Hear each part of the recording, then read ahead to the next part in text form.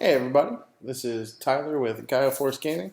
I wanted to record a deck profile for the Digimon trading card game, as you guys know. Um, we're doing Omnimon Red. I played this at our first local event at at our local gaming store, and I went 5-0 undefeated, and I didn't even drop a single game in the 2 out of 3 rounds. So we played 2 out of 3 50-minute rounds. The deck just works. It's consistent. I think it's the best deck if you have the cards.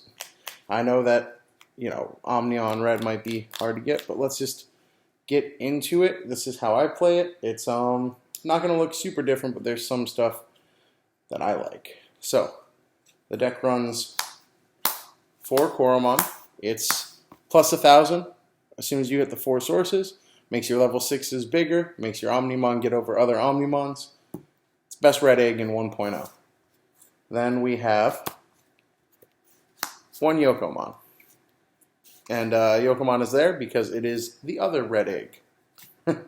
Until we get some piercers, you don't want the other egg. Then we got 4 of the starter deck Agumon. Generic plus 1k. Getting your Digimon big is good, especially since a lot of people are going to be running red.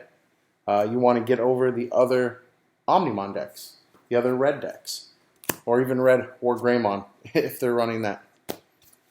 Then for more level 3s, we have 4 Guilmon. I see a lot of people play the promo pack Biomon, or just more vanilla level 6s, but the plus 1,000 is just... Even though it's not always going to trigger, it's just so strong to boost your guy up. You want those inheriteds. So that's 8 so far. We have 2 Monodramon. Generic 2-drops are good. Control your opponent's time. And then we have 4 Biomon. You could do any combination of Biomon and Monodramon. I run 14 rookies. I think 14 is the number right now. 14... You don't miss them as much as you would at something like, some people say 12 is the number. I would never run less than 14 personally. So those are the level 3s. For level 4s, we have the Chief Man himself, our 1 cost to 6k, Dark Tyrannomon. We have starter deck Greymon for the best inheritable in the game, the security plus 1, at least right now. It's a really strong inheritable. We have our 4 blockers. You need blockers. Rookie Rush is a thing. Purple Rush is a thing. Purple Piedmon. You want to stay alive that turn, because in Digimon, buying yourself 1 extra turn could buy you the game. In fact, a lot of times it does. For level 5s, we run 4 of the Groundramon. He's cheap. 2 costs to evolve, but the other thing too is if you brick going up to 6, 5 costs to start his line is not bad. You can start at 5, evolve on top of him, get to your level 6s and 7s as quick as possible. Then I run 3 Metal Tyrannomon. He's a 10k beater. He doesn't have an inheritable, but if you put him over the security plus 1 Greymon, chances are he's not going to die. He's going to get you 2 security, get you closer to closing out the game. Then I run 2 Skull Greymon. Skull Greymon, I like him. I mean, against black, he's great. Against, killing a blocker.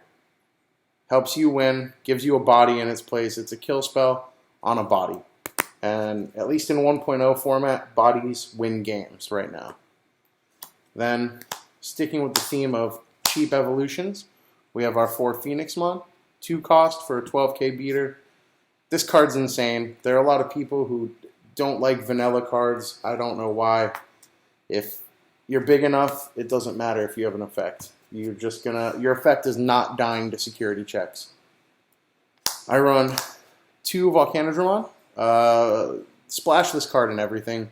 At least at my local meta, Rookie Rush is a thing. Purple is a thing. This card can just turn the tide for that if you play it from hand. In red, you have the advantage of being able to evolve into it if you need to, or just putting it down, putting Omnimon on top, swinging, putting it back in your hand. This is a great card. I was running this at 3, but I took one out to make room for this. This is going to seem weird. This is a single Gallantmon. Now, the reason I run a single Gallantmon is purple is very popular in my area, and even though I cannot take advantage of his Digivolve effect, just being able to possibly out of nowhere swing for game is, I feel, super strong. It's like security +1, but you don't have to risk the checks. And against a lot of decks in the late game, this gives you late game if you need it. And I think that is a one of, at least for now, in the 1.0 format, it's a little spicy choice. Then I have the man, the myth, the legend himself, 4 Omnimon. Always run 4. If this is insecurity, they're dying. Even most of the time, even if they're another Omnimon, you want to see it. I would rather get a hand flooded with Omnimons than not see one and need it. It's meta defining. Like, honestly, it's Omnimon. And then the last 4 cards in the deck are 4 Gaia Force. Again, I don't ever hate seeing this card. There will be games that might sit in my hand and I don't play it, but seeing this in security is amazing. You want to hit this, you want them to hit it, because it just closes games out. And this deck, I mean, it's red deck Burt, baby. You just go as quickly as possible, get to Omnimon, swing, and you win the game.